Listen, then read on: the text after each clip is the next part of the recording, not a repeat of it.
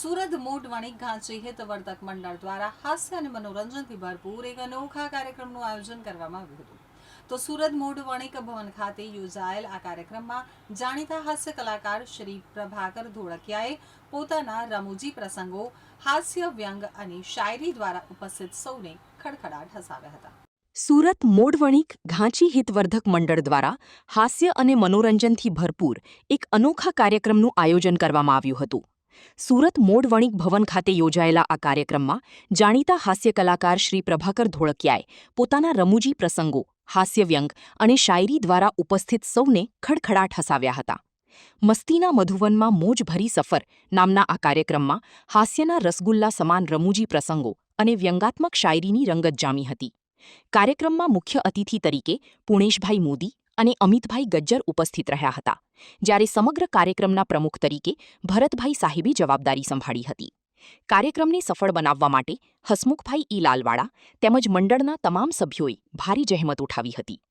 કાર્યક્રમમાં મોટી સંખ્યામાં સમાજજનો ઉપસ્થિત રહ્યા હતા અને હાસ્યની મોજ માણી હતી। આ પ્રસંગે વર્ષ દરમિયાન મંડળને ડોનેશન આપનારા દાતાશ્રીઓનું સન્માન પણ કરવામાં આવ્યું હતું। સમગ્ર કાર્યક્રમ હાસ્ય, આનંદ અને સામાજિક એકતાનો સુંદર સંગમ બની રહ્યો અને ઉપસ્થિત સૌ માટે યાદગાર ક્ષણો સર્જી ગયો। હું ભરત શાહ, પ્રમુખ સુરત માનવ સેવા સંઘ, આજે સુરતી મૂડ વણિક હિતવર્ધક મંડળ દ્વારા હાસ્ય કલાકાર શ્રી ધોળકિયાનો પ્રોગ્રામ રાખ્યો છે, તેમાં મને પ્રમુખ તરીકે આમંત્રણ આપ્યું છે। તે માટે સૌપ્રથમ હું આ મંડળના પ્રમુખ હસમુખભાઈ લાલવાલા, ઉપપ્રમુખ ભૂપેન્દ્રભાઈ તથા તમામ કમિટી મેમ્બરોનો ખૂબ ખૂબ આભાર માનું છું।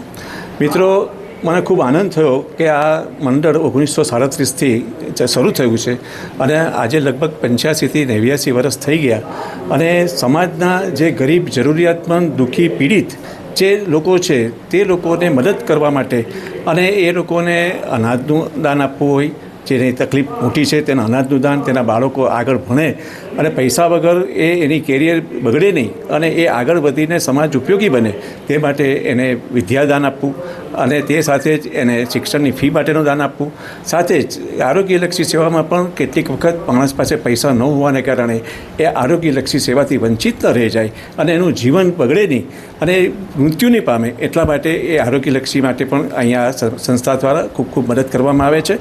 ત્યારે સમાજની અંદર મને લાગે છે કે આ પ્રકારની મંડળો દ્વારા સમાજના સક્ષમ વ્યક્તિઓ તરફથી દાન મેળવી એ દાનનો ઉપયોગ આવા સમાજના જરૂરિયાતમંદ, દુઃખી, પીડિત અને જેને તકલીફ છે તેવા લોકોને માટે આપણે આ કામ કરીએ, આપણામાં પરોપકારની ભાવના લાવીએ, દયાની ભાવ લાવીએ, કરુણાનો ભાવ લાવીએ અને સમાજ એક સારો સમાજ બને, એક સંસ્કારી સમાજ બને અને એ સમાજ સુખી બને, સંપન્ન બને તો એ બીજા સમાજને પણ મદદરૂપ થાય। એ ભાવ સાથે આખા સમાજને મનુષ્ય ભાવ જે આપણને મળ્યો છે તેને સાર્થક કરીએ અને દરેક મનુષ્ય જીવ માત્ર માટે આપણે આવા કામો કરીએ, એ માટે આ હિતવર્ધક મંડળ જે કામ કરી રહી છે તેને હું ખૂબ ખૂબ અભિનંદન પાછું। મને ખાસ કરીને છાંયડો સંસ્થા, અમારી જે અમે હોસ્પિટલ બનાવીએ છીએ તે હોસ્પિટલની અંદર અમે એક લાખ રૂપિયા પ્રતિ વર્ષ આપે એવા 10 વર્ષ માટે કમિટમેન્ટ કરીએ છીએ અને એવા 500 વ્યક્તિને રજીસ્ટર કરવાના છે।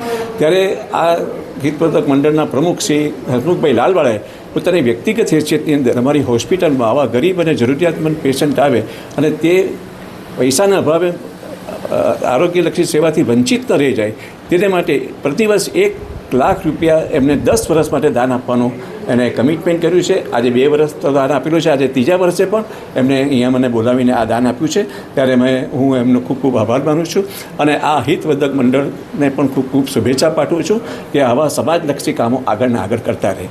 આભાર।